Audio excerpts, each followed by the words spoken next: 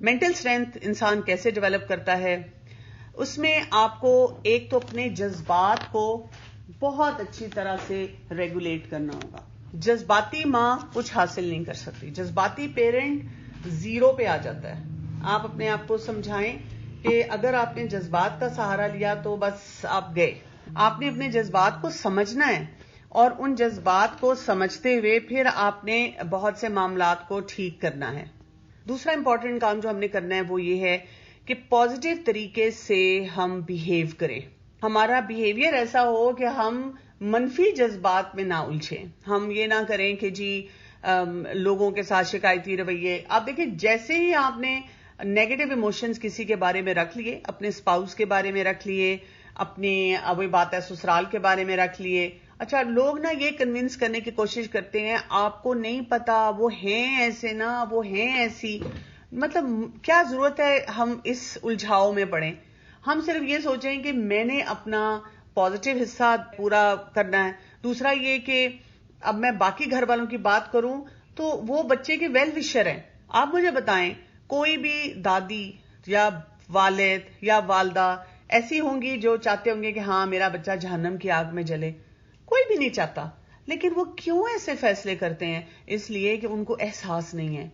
तो हमें अपने आप को हर एक के बारे में पॉजिटिव रखना है कि अगर कोई इंसान, इवन बच्चा भी कोई बेवकूफी करता है ना, जैसे टीनेज में आके बच्चे को आप कहते हैं मैंने सब कुछ इसको बताया है, सारी क्लासेस में जाता था, समझता था, क्यों ये ऐसे कर रहा है? वो जान के नहीं कर रहा, बस उसके दिमाग में कोई एक ऐसा कॉन्सेप्ट आ गया है जो दुरुस्त नहीं है, जिसको ठीक करने की जरूरत है. लेकिन हमारे नेगेटिव होने से वो दुरुस्त नहीं होगा.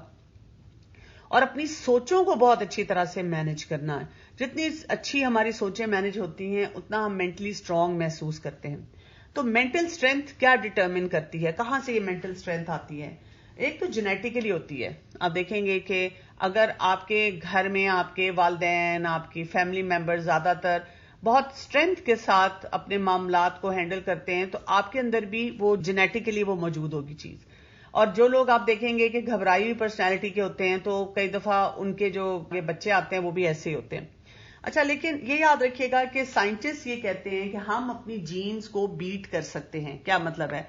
यानी जैसे एक फैमिली में 2-3 डायबिटिक्स हैं और अगर जो आने वाली यंग नस्ल है उसको समझ आ जाए कि जी जो शुगर है ये मेरे खानदान में बहुत ज्यादा है, मुझे अपने आप को मैनेज करना है, और वो शख्स शुरू से अपने आप को लाइफस्टाइल चेंज के साथ लेके चलता है तो वो मैनेज कर लेता है.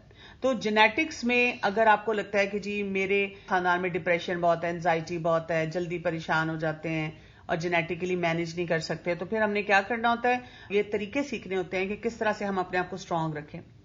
फिर पर्सनैलिटीज होती हैं. कुछ पर्सनैलिटीज जो होती हैं उनमें ऐसे कैरेक्टरिस्टिक्स होते हैं बाय बर्थ, यानी हमारी देखें ना कुछ स्ट्रेंथ होती है, कुछ वीकनेस होती है. उसकी वजह से हम कहते हैं मसलन मैं शुरू से ऐसी हूं, तो वो फैक्टर्स भी हमें कभी फायदा देते हैं कभी नुकसान देते हैं. और हमारे एक्सपीरियंसेस, हमारे तजर्बात हमें क्या सिखाते हैं किस तरह सिचुएशन से डील करना है. अगर हम बात करें कि जी इंसान को मेंटली स्ट्रांग होने की जरूरत है, it's not about being tough कि जी आप कहें कि जी या तो मेरी कोई ऐसी पोजीशन, ऐसा रुतबा, ऐसी कोई बात होगी जिसकी वजह से मैं जी बहुत वो स्ट्रांग हो जाऊं, वो टफ हूं तो फिर मैं मेंटली स्ट्रांग लगूंगा. कुछ लोग देखने में बड़े मुलायम होते हैं, बड़े नरम होते हैं, लेकिन जब वो फैसले करते हैं तो वहां से उनकी मेंटल स्ट्रेंथ जो होती है वो बड़ी अच्छी तरह नजर आती है. फिर ये कि मेंटली स्ट्रांग होने का ये मतलब नहीं है कि आप अपने जज्बात को निगलेक्ट करना शुरू कर दें. कुछ लोग कहते हैं ना मेरी खैर है, चलो मुझे गुस्सा आया, मुझे रोना आया, मैं बर्दाश्त कर लूंगी.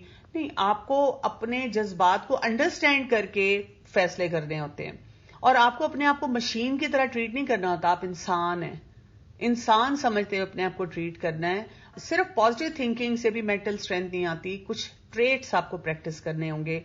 अगर कोई इंसान कहे कि दरअसल मैं मेंटली वीक हूं, तो इसका यह मतलब नहीं कि अब आप अपने आप को मेंटल हेल्थ के चैलेंज की तरफ लेके जाएं. या ये कि अगर किसी इंसान को मेंटल हेल्थ का चैलेंज भी है, लेट्स से एंजाइटी है, वो भी ऐसा तरीका सीख सकता है कि वो मेंटल स्ट्रेंथ की तरफ बढ़े, ताकि जो फिर उसने फैसले करने हैं, बच्चों को पालना है, बच्चों को कुछ सिखाना है, वो अच्छे अंदाज में सिखा सके. तो मेंटली स्ट्रांग होने के क्या क्या फायदे होते हैं? आपकी अंदर एक तो रेजिलियंस बढ़ती है टू स्ट्रेस. रेजिलियंस क्या होती है? जैसे अगर मैं आपको अंडा दूं और वो आप نیچے پھینکیں تو کیا ہوگا, وہ انڈا ٹوٹ جائے گا, بلکہ بدبو بھی آئے گی. لیکن اس کے مقابلے میں آپ کو ٹینس بال دوں تو آپ اسے نیچے پھینکیں گے تو وہ اٹھ کے اوپر آئے گا, اور جتنی زور سے پھینکیں گے اتنی زور سے اوپر آئے گا. یہ ریزیلینس ہوتی ہے کہ جب سٹریس آیا تو ہم انڈے کی طرح نہ پھٹیں, بلکہ ہم ایک ٹینس بال کی طرح ہوں کہ نیچے گریں اور اسی تیزی سے, اسی خوبصورتی سے اوپر کی طرف اٹھ جائیں. اسی طرح سے آپ کی زندگی میں لائف سیٹسفیکشن ہونی چاہیے, یعنی آپ زندگی کو بہتر بنا سکتے ہوں, آپ اپنے آپ کو اچھی طرح سے رکھ سکتے ہوں, اور اس کے ساتھ ساتھ آپ کے اندر جو آپ کی پرفارمنس, آپ کا کام ہے, وہ بہتر ہوتا چلا جائے. مینٹل اسٹرینتھ کو کیسے ہم بلڈ کرتے ہیں, کیسے ہم اپنے آپ کو بہتر بناتے ہیں, اس کے لیے ہمیں پریکٹس کرنی ہوتی ہے.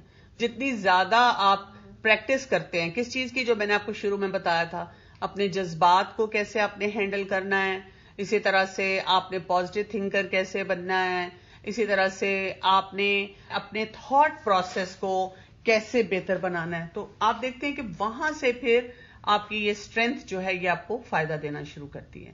میرا ایک سوال یہ ہے کہ یہ بہت اچھی چیز آپ نے بتائی ہے مینٹل اسٹرینتھ کے بارے میں, واقعی میں, اور خاص طور پہ یہ ماں کے اندر ہونی چاہیے, لیکن میرے اندر بھی نہیں ہے. میرا سوال یہ ہے کہ میں کوشش کرتی ہوں اسٹرانگ ہونے کی, لیکن میرے جو ہسبینڈ ہیں وہ بھی ایگری ہو جاتے ہیں, لیکن پھر وہ کمپلیٹلی میرے سے ایگری نہیں ہوتے ہیں. وہ ضرور ان کو لگتا ہے کہ نہیں, میں مولوی ہی بنا رہی ہوں بچوں کو, یہ ایسے نہیں ہوتا, ایسے نہیں ہوتا, نارمل رکھو, نارمل رکھو. میں نے کہا نارمل ہی ہے, حالانکہ میرا اتنا زیادہ ایک فورس بھی نہیں ہے نا بچوں پہ.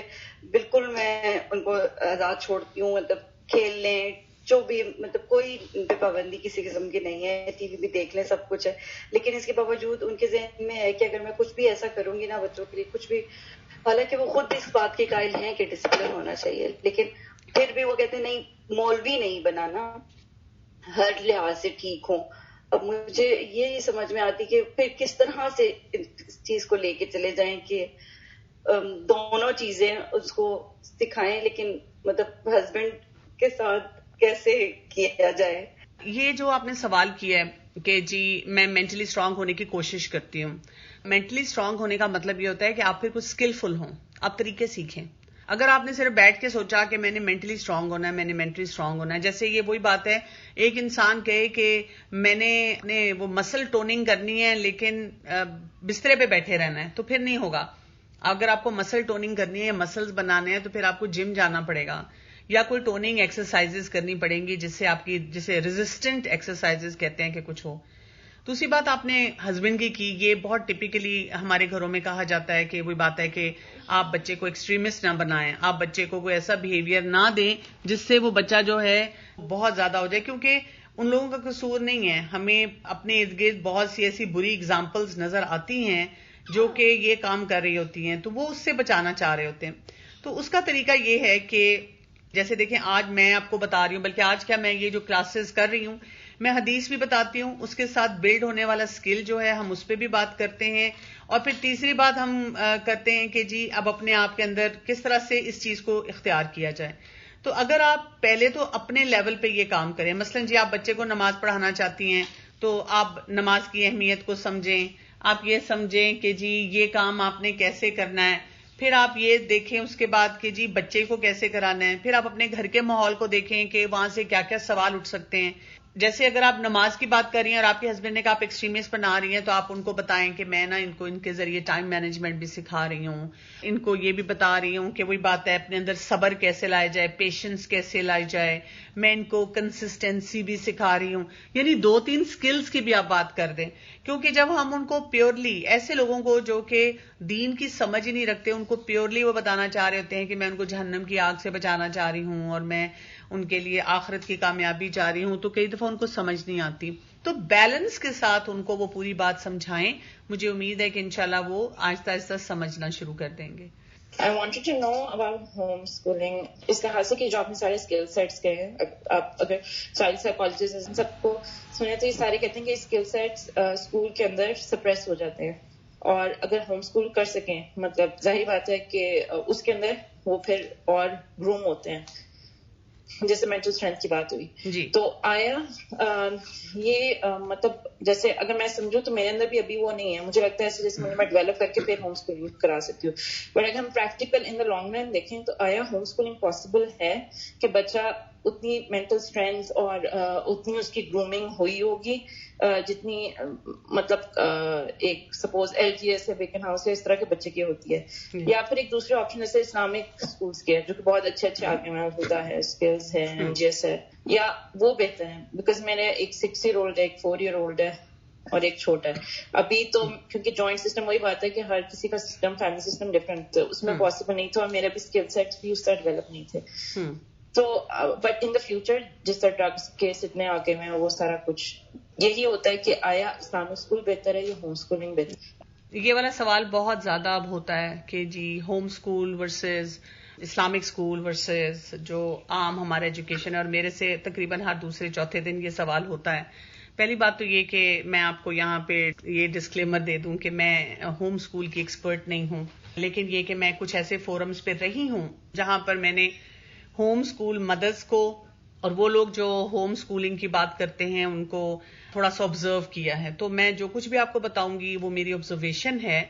پہلی بات تو یہ ہے کہ پرفیکشن صرف اللہ تعالیٰ کی ذات میں ہے اور کسی سسٹم میں نہیں ہے. اللہ ہی چاہے تو انسان کو وہ حکمتیں دیتا ہے, وہ طریقے دیتا ہے کہ انسان کچھ کام کر سکے. اس لحاظ سے ہر سسٹم میں کچھ فائدے ہیں, کچھ نقصان ہیں.